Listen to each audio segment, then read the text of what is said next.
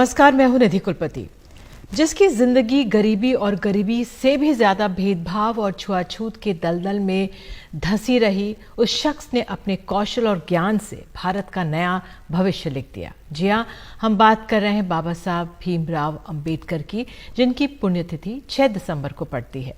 बाबा साहब ने भारत का एक ऐसा संविधान लिखा जिसने इस देश को राष्ट्र बनाने में सबसे अहम भूमिका निभाई है।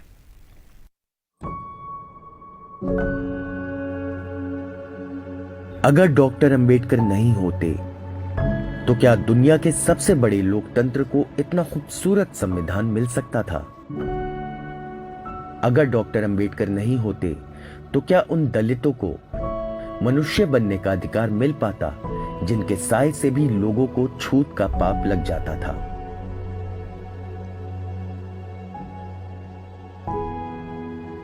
अगर डॉक्टर अंबेडकर नहीं होते तो क्या देश का एक बड़ा तबका उपेक्षा वंचना से निकलकर अपने मानव अधिकारों के लिए लड़ पाता?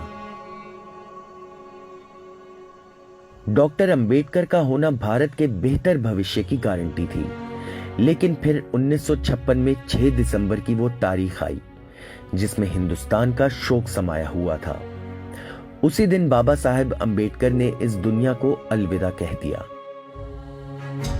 लेकिन 6 दशक से ज्यादा वक्त बीत जाने के बाद भी उनकी यादें और प्रासंगिकता जस की तस कायम है, बल्कि कहिए कि और बढ़ गई है।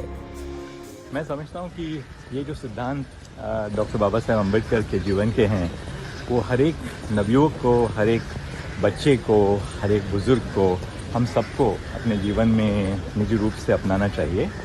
और हर रोज़ हमारी दिनचर्या जो होती है उसमें कई तरह से इन सिद्धांतों को हम अपना सकते हैं, इनका पालन कर सकते हैं।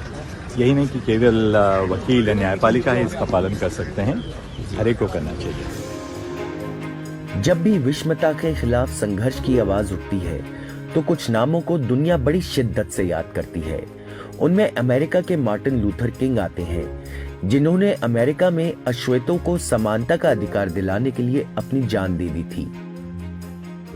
उनमें अमेरिका के पूर्व राष्ट्रपति अब्राहम लिंकन आते हैं, जिन्होंने इंसान को गुलाम समझने वाली सोच को कानून से खत्म किया। इसके लिए उन्हें गोलियां खानी पड़ी। उनमें दक्षिण अफ्रीका के पूर्व राष्ट्रपति नेल्सन मंडेला भी आते हैं, जो अंग्रेजों की गोरी हुकूमत के खिलाफ गांधीवादी तरीके से लड़कर अश्वेतों के लिए आजादी की सुनहरी सुबह लेकर आए। इसलिए प्रधानमंत्री नरेंद्र मोदी जब बाबा साहेब अंबेडकर को याद करते हैं तो उनके जहन में मार्टिन लूथर किंग भी कौन जाते हैं, और नेल्सन मंडेला भी। उनको भारत की सीमाओं में बांधना ठीक नहीं है, उनको विश्व मानव के रूप में हमने देखना चाहिए।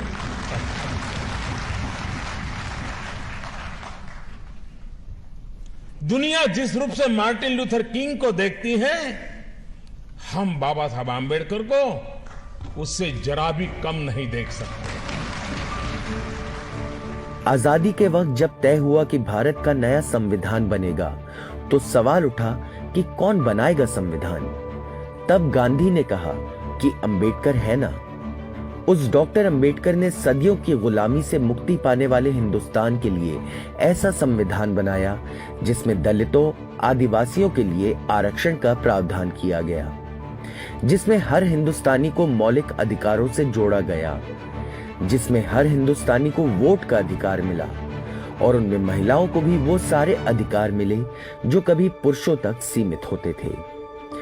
इसलिए बाबा साहेब की पुण्यतिथि पर पूरी दुनिया उनको बड़ी शिद्दत से याद करती है। महू से मैनहट्टन तक, नागपुर से न्यू जर्सी तक, हिंदुस्तान में भी सड़क से संसद तक।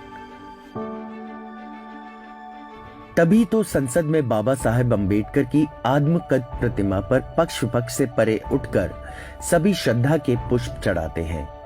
राष्ट्रपति द्रौपदी मुर्मू और प्रधानमंत्री नरेंद्र मोदी से लेकर एक आम आदमी तक, जिसकी आंखों में बाबा साहेब के प्रति एहसान का भाव साफ दिखता है।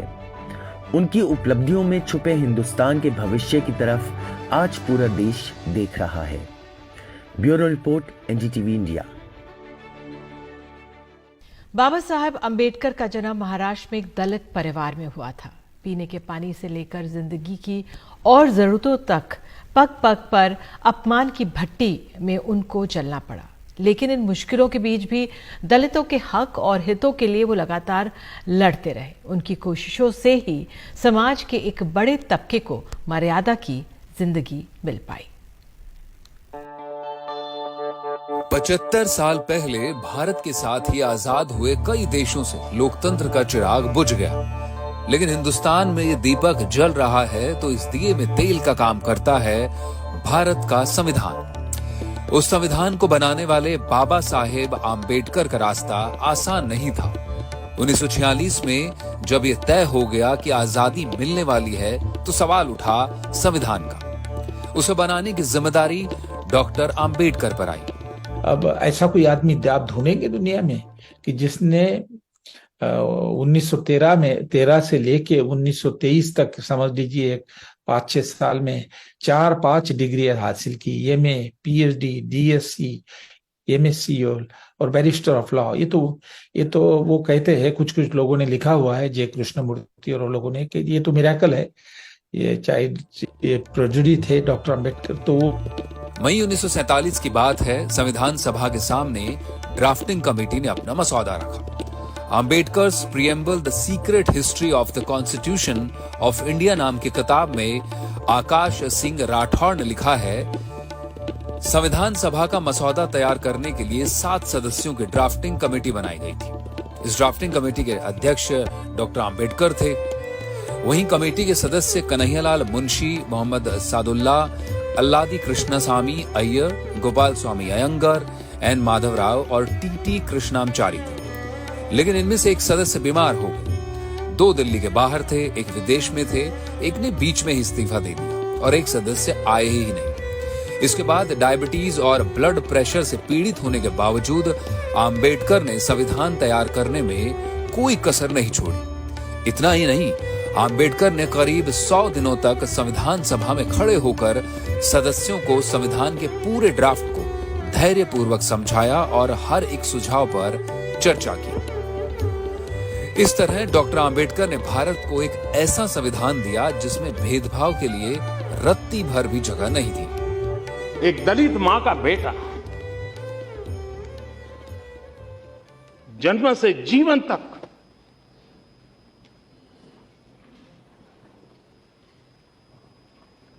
सिर्फ यातनाएं झेली, अपमानित होता रहा, उपेक्षित होता रहा, डगर डगर उनको सहना पड़ा। उसी व्यक्ति के हाथ में जब देश के भविष्य का दस्तावेज बनाने का अवसर आया तो ये पूरी संभावना होती, वो हम जैसा अगर मनुष्य होता तो, कि वो कटुता, वो जहर कहीं न कहीं प्रकट होता, बदले की कहीं आग निकल आती, कहीं भाव निकल आता। लेकिन ये बाबा साहब आम्बेडकर की ऊंचाई थी कि जीवन भर झेला, लेकिन संविधान में कहीं पर वो बदले का भाव नहीं। डॉक्टर आम्बेडकर शिक्षा की ताकत को भांप चुके थे, इसीलिए बचपन में सामाजिक और आर्थिक भेदभाव के बाद भी उनका हौसला नहीं टूटा। उन्होंने पढ़ाई जारी रखी। 1907 में 10वीं करने के बाद तत्कालीन बॉम्बे के एल्फिस्टन कॉलेज में दाखिला लिया। उन्होंने 1912 में अर्थशास्त्र और राजनीति विज्ञान में डिग्री प्राप्त की। 1916 में कोलंबिया यूनिवर्सिटी अमेरिका से उन्हें पीएचडी की उपाधि भी मिली। डॉक्टर आम्बेडकर जिस माहर जाति से आते थे, उसका उत्पीड़न उन्होंने खुद भी भोगा। इसीलिए कहीं चुपचाप जिंदगी बसर करने की जगह उन्होंने सारे दलितों की आवाज उठाने का फैसला लिया। वो गूंज 1929 में सुनाई पड़ी जब सतारा के एक तालाब में पानी पीकर उन्होंने भेदभाव के खिलाफ पहला शंखनाद किया।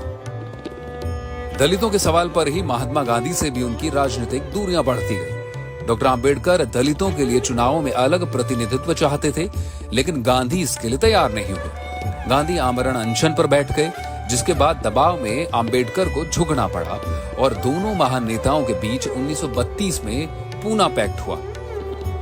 हालांकि पूना पैक्ट का फांस कभी बाबा साहेब के दिल से गया नहीं, लेकिन संविधान बनाते हुए वो धर्म जाति सबसे ऊपर उठकर काम करते रहे। आम्बेडकर समय से काफी आगे थे। विरोध और मतभेदों के बावजूद उनकी क्षमता को गांधी से बेहतर कोई नहीं जानता था। गांधी के जोर देने पर ही डॉक्टर आम्बेडकर नेहरू सरकार में कानून मंत्री बने थे, लेकिन वो रिश्ता लंबे समय तक चला नहीं। 1950 में देश को संविधान मिल गया, लेकिन उस साल तक भारत अपने दो बड़े नेताओं महात्मा गांधी और सरदार पटेल को खो चुका था। हिंदू कोड बिल पर नेहरू से डॉक्टर आम्बेडकर का मतभेद इतना बढ़ा कि 1951 में उन्होंने सरकार से ही इस्तीफा दे दिया। 1951-52 में जब पहला आम चुनाव हुआ तो आम्बेडकर बॉम्बे नॉर्थ सेंट्रल से शेड्यूल्ड कास्ट फेडरेशन पार्टी से चुनाव लड़े। उनके खिलाफ नेहरू की अगुवाई वाली कांग्रेस ने आम्बेडकर के ही निजी सहायक रहे नारायण काजरोलकर को लड़ा दिया। काजरोलकर ने डॉक्टर आम्बेडकर को 15,000 वोटों से शिकस्त दी। 1954 में भंडारा सीट से आम्बेडकर दोबारा लड़े, लेकिन फिर हार गए। इससे बड़ा दुर्भाग्य क्या हो सकता था कि भारत के जिस लाल ने संविधान बनाया वो जो सबसे योग्य था, सबसे पढ़ा लिखा था, संवेदनशील और दलितों, पिछड़ों, आदिवासियों के हितों का रक्षक था, उसके लिए संसद का दरवाजा खुल ही नहीं पाया। लेकिन 70 वर्षों की दूरी पर आज दुनिया उस आम्बेडकर की शख्सियत में अपना भविष्य देख रही है। तभी तो कुछ दिनों पहले ही अमेरिका के मैरीलैंड में आम्बेडकर की एक आदमकद प्रतिमा लगी, जिसे स्टैच्यू ऑफ इक्वेलिटी कहा जाता है।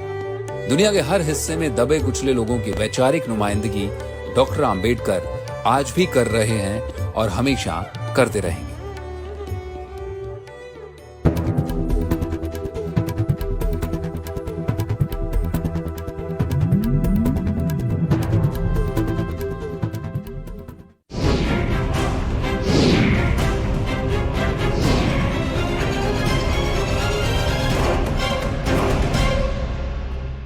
अंबेडकर ने कहा था कि संविधान जैसा भी हो वह अच्छा या बुरा इस बात से तय होगा कि उसे कौन लोग अमल में ला रहे हैं।